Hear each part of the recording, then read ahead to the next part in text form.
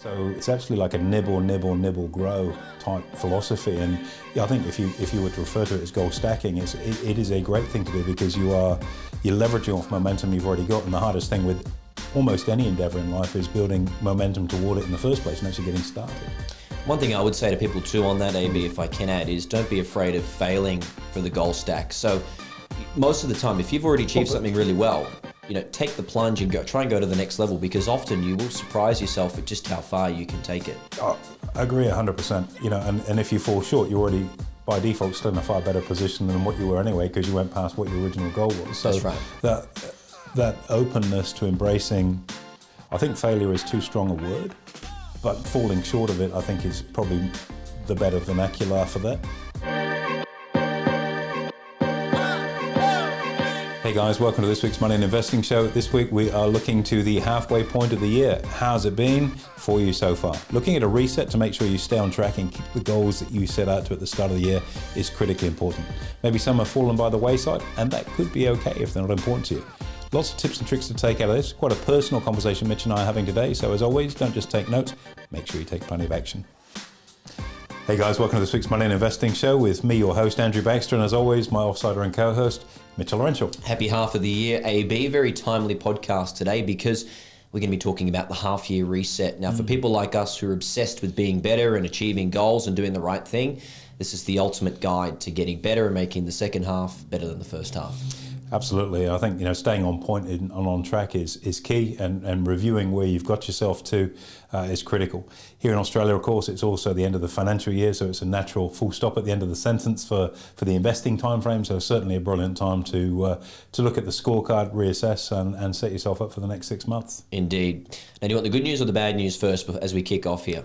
I don't care. Well, let's start with the good news. So I think first question that our listeners need to ask themselves, as we do as well, is what goals have you achieved, how many of them, and why did you achieve them? So what's working well?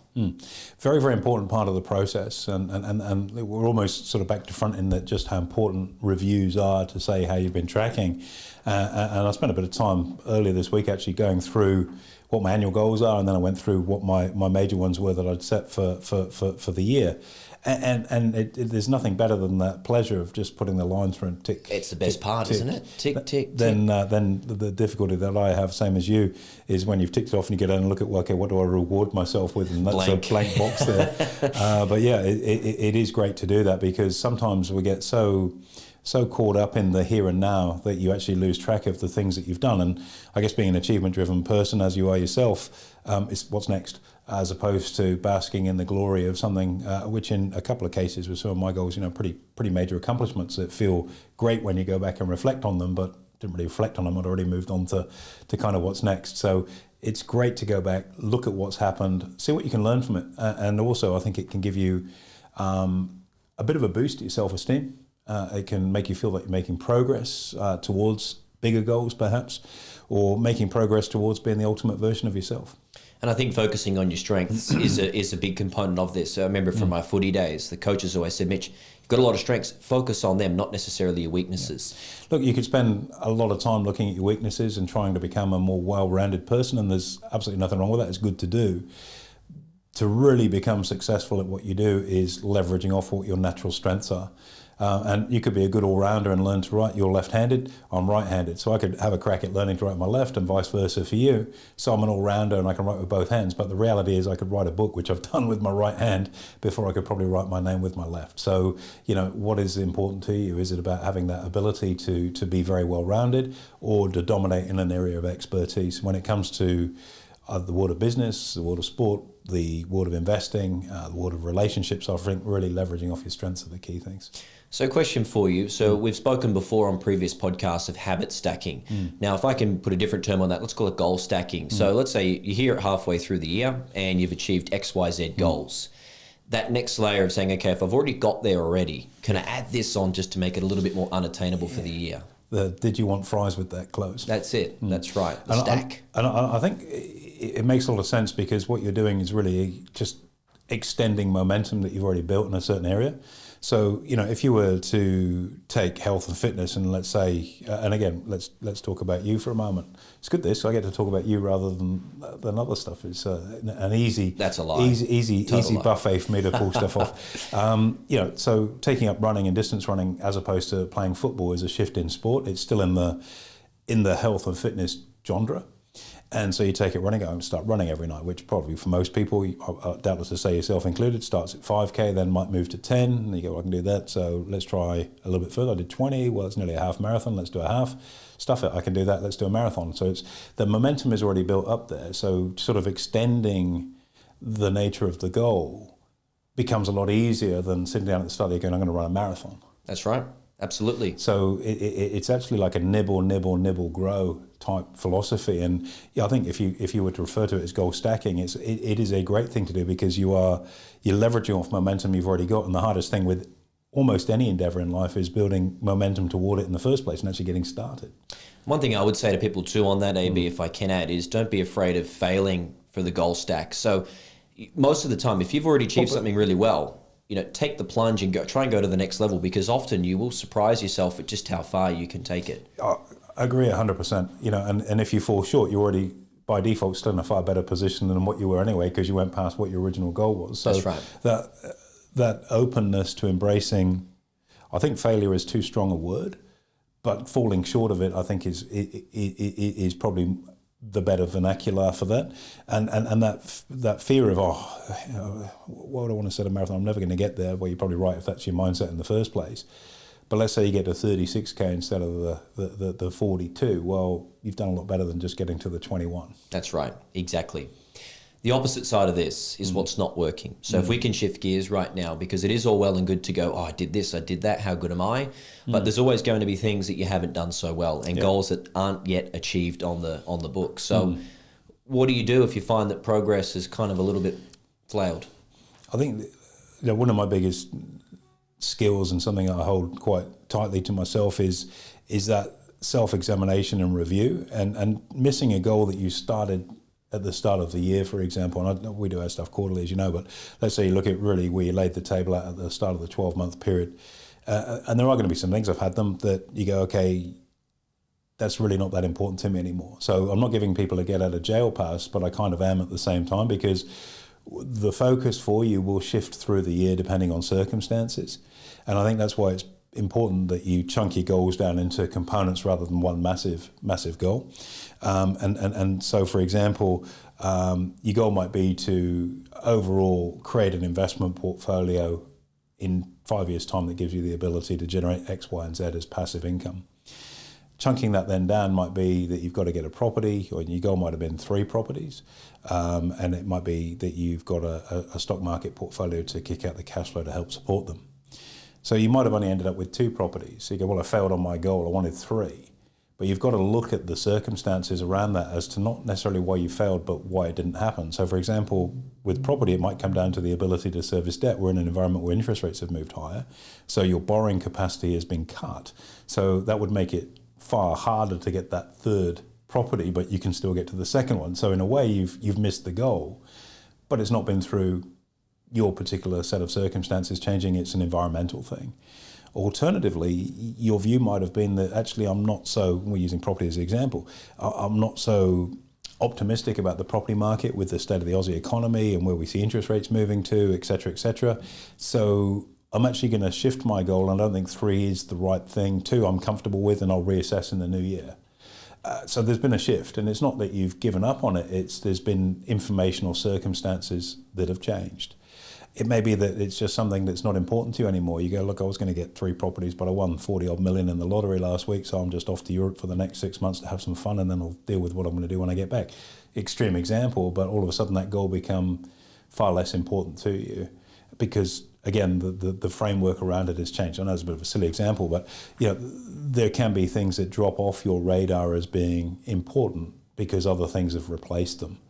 So question for you, what about if you are one of those people that say, you know what, I didn't really focus, I didn't really do it, my discipline wasn't there, or whatever it is, and actually understanding that you fell short? That's a really different conversation. So I guess the premise where we started that was I like to look at a review as to what I've done and what I haven't, and really digging deep on that. If you are one of the people that sit in the, as you said, let's call it the apathy camp, where could have done it, couldn't quite get the momentum there, couldn't really find the time, couldn't be bothered. You've got to really explore deeper onto that goal, and this is one of the reasons why when we're looking at a goal, it's not about the goal itself, it's the habits that you need to build in order to get there. And to build a habit, you've got to have a reason why. And if you haven't taken the time to work out why having X is important to you, you're not going to have that internal momentum or motivation to want to then curate and build the habits that are going to lead you to get there. It's always a really simple view with goals. I know we're sort of diving deep on goals. It's a half-year reset. There's a lot of things we can go into. The key thing on here, the whole purpose of a goal isn't the goal itself. It's the person you become in order to attain it, the habits you build, the self-discipline, the skills you have to learn.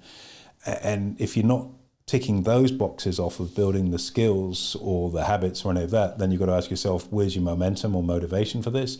And that comes down to, why did you set that goal in the first place? Was it that you got swept up with everybody else on New Year's Day to go, here are my New Year's resolutions, guaranteed way of not achieving much in life?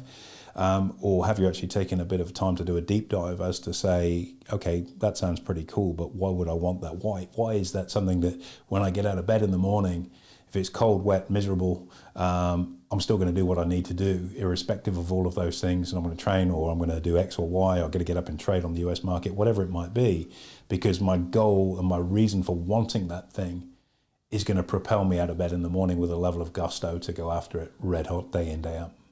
And that's the idea, is bridging that performance gap. So if you've got goals you have achieved, that's great, stacking those. The goals you haven't, how do you make that a smaller list? Cut it down, work out what genuinely is important to you by exploring your reason why. You have to understand your motivation for why. And if you can't find a reason why, it's probably not a worthy goal. Really simple, binary. It's like, yeah, it'd be nice to have. Nice isn't a reason why. You've got to have something that's way bigger than that. And if we talk in the health and fitness space, you might go, well, I want to train 4 days a week. Why? Oh, just a number I picked. Just a number I picked. It sounds about right. It's more than once every second day. It brings my gym membership down per visit, and if you have that mindset. But there's no real tangible driver behind that. Whereas if it were that, I want to look better on the vanity front, or I want to have a better quality, longer life on the health and fitness, vitality side of things, they're probably going to be stronger goals for you. Because if it's about vanity and you want to shred down for the summer, for example, and you're not going to the gym, go stand in front of the mirror, get your gear off other than your swimming trunks or board shorts, take a photo of yourself, and if you're not happy with how you look, make that your Facebook profile picture or Instagram profile picture so everyone else can share in the look that you currently have that you don't want to have, and use that as a momentum to say, that's shocking. Oh, that's hardcore. Who'd want to look at that? That's and hardcore. 6 months later, you got your six-pack in a way. I know it's extreme, but the idea is that if you fall short of being extreme, you're probably going to get somewhere near handy. And that will remove the apathy, because you can have two things when it comes to setting goals. You can have something that's going to pull you towards something, or you can have something that's going to push you away from it. So the notion of enjoying a better quality of life vitality-wise is a good, strong toward value. And if you're not content with the way that you look, that's a pain point to try and get further away from. And if you engage both of those types of driver, it's going to probably give you far more momentum in getting there, because you've got a push and a pull rather than just an enticement of a pull dragging you or a push trying to get away from it. If you use both together, it's almost bulletproof. I quite like that. Yeah, that's a really extreme example, and you could dial it up or down to suit you. As I say, that will get that's an extreme example. That's all right. Extremes are good. We're extreme people. So as we get further down the line of this discussion, AB, you and I are pretty good at this stuff insofar as we set goals, we monitor them, we examine and so forth. Not everyone might be in that camp or even want to be in that camp. So my question for our listeners here today is, what do you actually suggest from a monitoring perspective? We do ours quarterly. Is that viable for most people, or is it doable? Look, I think quarterly is almost too long a time frame. So the way, and if you look at the Money and Investing Planner as a sort of backbone structure, 5 years now, by the way. I've just been going through my cabinet at home, and I'm looking at the stack in there, and it's good when you can look back, and I refer back to mine because I've got some trading stuff in there and other things. From time to time I want to go back and go, well, how did I deal with that particular challenge? And I know I've faced it in the past. So one of the things I like to do each day, because anyone can have a bad day, but when a bad day turns into a bad week, it can easily become a bad month, a bad quarter, a bad year. And so I think each day you've got to look at, okay, was today closer or further away from my goal? Now, by definition, to be closer, you've taken active steps towards achieving it. So if we just stay in the lane of health and fitness, because we've used that analogy a few times now, did I train today or not? Or did I eat well today or not? Or did I drink plenty of water today or not? Or have I stretched? Or whatever the particular vehicle within your personal regime that's that thing. And if the answer is yes, well, you've moved toward that goal. And if the answer is no, you've moved away from it. And some people go, well, how has not doing it moved away? Well, you've just lost a day that you had the potential you could have moved closer, but by the inaction or the bad habit that you've done, or the non-adherence to your plan, you've actually moved further away from having time is running out after all, right? So you've got less time to get there, or you're further by missing another day of training and having McDonald's for lunch or whatever it might have been. You're further away from that particular goal. So daily, you can really hold yourself accountable as to whether I'm further or closer to what that's important to me. Each week, I like to then do a review to go through what my 5 key biggest wins were for the week. And I always like to look at the biggest wins, because that creates a positive environment for the rest of it. You could argue, okay, well, what were the frustrating things? We'll get to that, but you've got to set yourself up for success by trying to give yourself some positive momentum. So what were the big things? Why did they matter to me? Okay, so it might have been X, Y, and Z. I did this, and I'm really pleased because of that. And you go, okay, yeah, that's good. I like that. I've got a bit of momentum here. Next, I like to work on each week. What are my big 3 priorities for the week? Whether that's in business, health, or whatever the nature of how you're using your planner might be.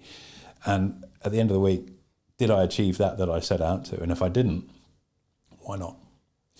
And if I haven't, is that still a priority for next week? And if it is, what can I do differently to make it happen? And typically, if something hasn't happened, it's because of probably one of 2 or 3 reasons.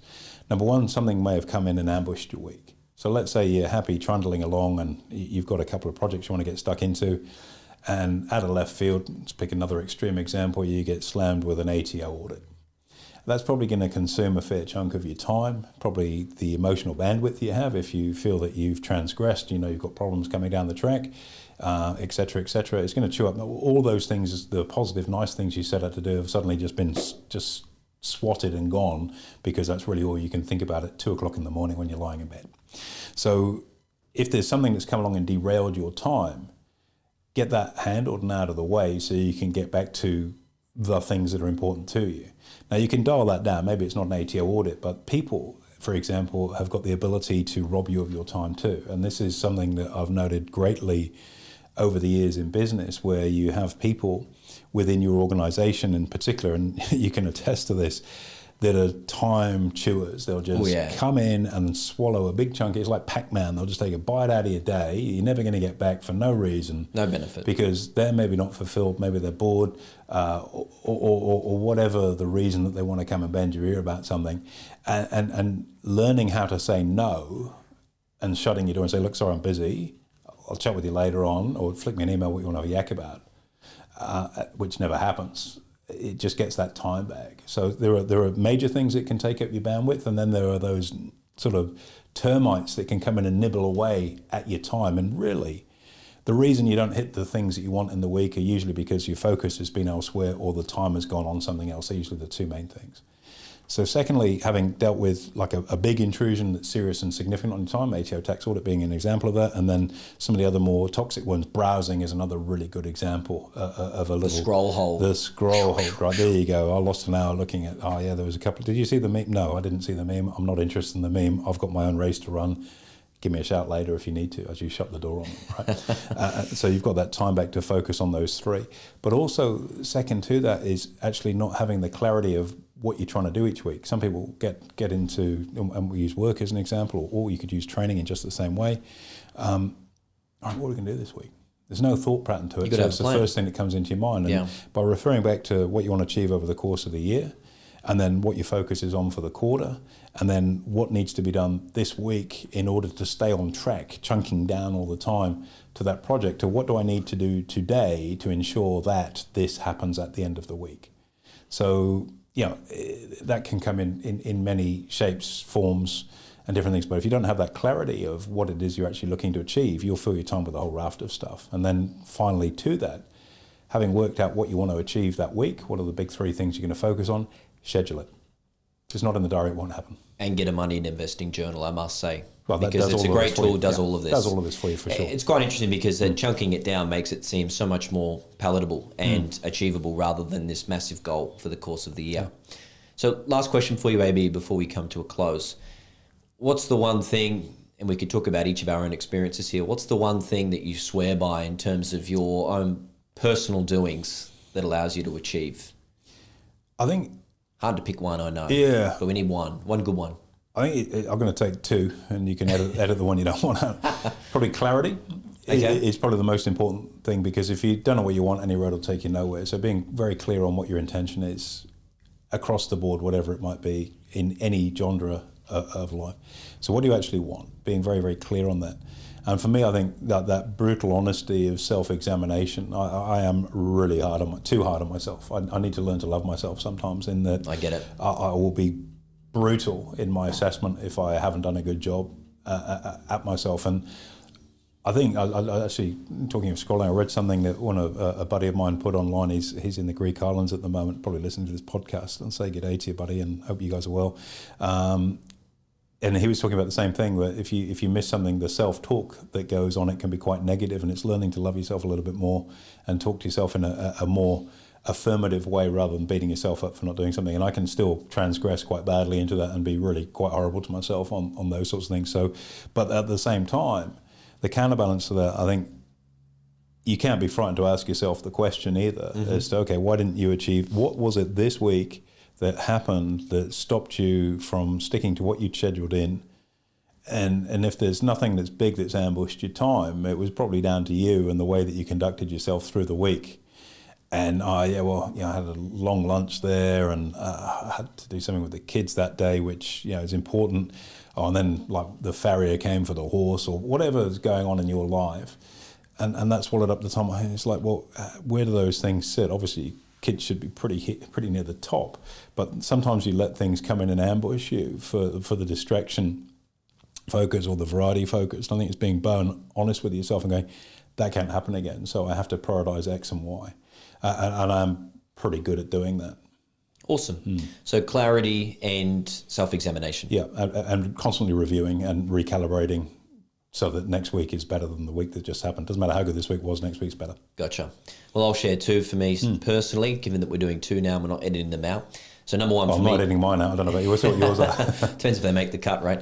2 for me, discipline as probably as well as routine.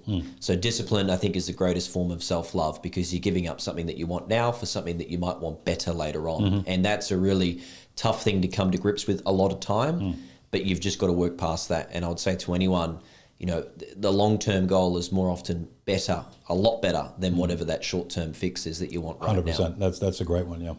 Routine, secondly, for me, find out what works and stick to it, and do not break it. Just look at refining it, because once you've got the formula, the recipe, if it spits out a beautiful chocolate chip cookie every time, then why change your winning formula? Look, routine is huge, actually, because the amount of think time I reckon you probably get back by having a really structured routine, whereas you don't have to think what we're going to do. It's like this is the process laid out. It just happens. Yeah, I mean, mapping out your ideal week is a task, and a lot of people sort of bulk at. That's all fairy tale stuff. It never happens like that. Well, I guarantee if you don't map it out, it will never happen. You have no chance of it. So and if you've got, okay, this is how I'm structuring my week to make time for all these things. So this day is this day is this day is that, and this day is my grey day where I can absorb any variable, anything that's not really important that comes in that needs to be handled, and that space is there. There's room on the shelf for it. But this is how my week looks. And I think that the peace of mind and clarity that comes from that is huge. That's right. the before and after too with that. So if you've got your ideal week, it's not just about how you perform at work, it's what you do before work, because by the time you walk through the doors, you want to be firing. Use the training example. It's not just the workout, it's the warm-up. And the warm-up for me is the exact same every single time, because I know it works and I know that's my psychological trigger to say, okay, this is what's about to happen. And once you build that in, as you say, you don't think, you just do, and then you perform and you achieve. And that's what we're here for. Let's give someone a nice, comfy, plumped up down cushion to take out of this on the comfort side. So you talked about the warm-up and the priming, if we can call it priming, to get into it. I think something which a lot of people will overlook is on the back end of the day. The cool down. Is the okay, what's the transition? What's the end routine look like? Because, if you, for example, are going home to a family, I'm at home most days, as you know. I'm up here, every now and then now. When I come out of my office at home, if I've been in there, what's my little gig that means I'm not in work mode anymore, so I can be dad as opposed to a CEO, or I can be Andrew the husband as opposed to a CEO, and there's a transition that's required that way too, which is really the opposite of priming, or it's priming for a different kind of chapter. And some of the tips and tricks in there for entrepreneurs, self-employed, people that are go-getters, drivers, whatever the terminology you might want to use, is that process of, that's it, no more emails. Flight mode on the phone, for example, or better yet, just leave it in the jack charging wherever you put it, that the day's done. You don't have the nuclear launch codes. No one really needs you that badly. The most important people in your life are in that room. So why have you got your phone in your pocket that gives you the ability to whip out and scroll and lose half an hour trying to get your dopamine released there is a huge thing. And also, if you do happen to get an email that's not a nice email to get, a stressful one, there's a problem or whatever it might be, you're probably not going to sleep that well, because your brain's going to be processing, I'll just check my emails before I go to bed, I'll just check my socials before I go to bed. Now what are you thinking about when you're lying in bed when you should be asleep? And recharging, ready for the priming exercise and bringing your best version of you to the table the next day, that opportunity is gone too, because that self-discipline of not being able to go. So when you're on, you're on. That's right. And when you're off, you're off. You recharge. And it's so hard to get that concept across because of our need to feel engaged in today's modern tech world. So, there's a lot to take out of the review at the middle of the year, and that's why rather than do it at the end of the year or the middle of the year, I do it every day and I do it every week, so I can tweak the model so that when I get to the end of the year or end of the financial year, I go, gee, that actually was where I wanted to be. Or the stuff I've missed is not important to me because our priorities have shifted one square that way, and we're doing it. All right, big one for you. Biggest 3 goals ticked so far this year, if you personally, yeah. Okay, one of them was to run the GC30, which is a 30K race in the health and fitness space, and I exceeded my expectations of how fast I could run it, far beyond what I thought, which was awesome. Number 2 was to save X dollar amount for the year, and I achieved that within 4 months. So that was nice. Hard work pays off, and that's banked. I'm now looking at a 3rd property, which is awesome. And a stacked goal for more on the back of it. Oh, yeah, and a stacked goal. And then another one was with respect to how I wanted to eat. I found that my recovery was significantly improving with certain dietary changes. So I went from having not necessarily packaged foods, but now pretty much a whole foods diet. It was foods with just one ingredient. So I feel like I'm eating like a caveman, but everything in my life has significantly improved since. It's a lot harder to do. It's a lot more expensive, I will admit. Buy it at the farmer's market, it's not at the supermarket, but you can't put a price on your health. Yeah, they're 3 really good areas. And for anyone listening to this, we live and breathe this stuff. It's not, we'll have a chat about reset and see how we go. This is real stuff, and it adds up to be, at the end of the year, quite a litany of achievements. And some of them are really micro and very personal. The diet one for you, for example, nobody else would know. Nobody else would particularly care. But the outcome you get from what you've done on a training front and a work front, health and well-being wise, is the actual goal. That just happens to be the mechanism for getting there, is changing the input. It's been great on all areas of my life. 3 for you. What have you already hit?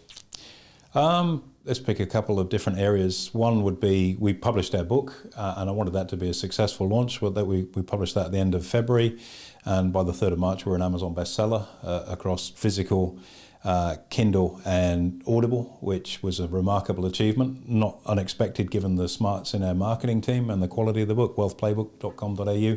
Grab your copy if you haven't done already. So that was a massive thing, and that was a book I didn't want to write, as you know. It was like, oh, we'll do this. Eventually we got there, and so if you're going to do it well. And I think bestseller really speaks volumes as far as that's concerned. Yeah. We'll be able to help a lot of people with that. So that was a big one, and it wasn't a big one for me, but it's a measurable that's quite significant.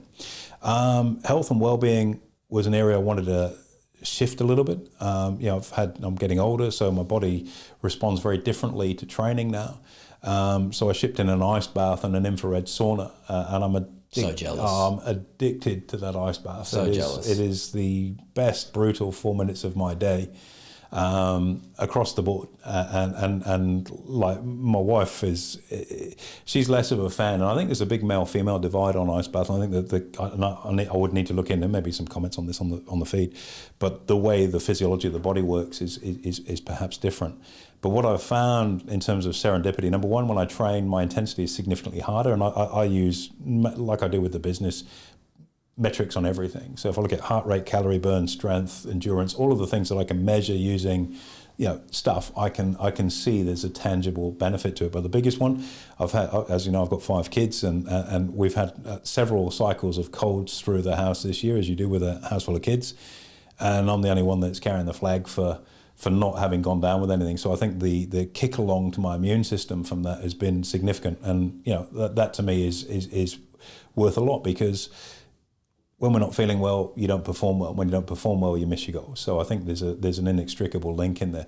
My wife's much more of a fan of the sauna. I've got to say that infrared sauna is fantastic. Get in there and cook yourself nicely. So jealous. It's a great feeling. So health and fitness wise, that would be a huge one. And I think holistically, if I pick a third, where we wanted to get the business to this year, and the volume of people we wanted to help, it's our 25-year give back year.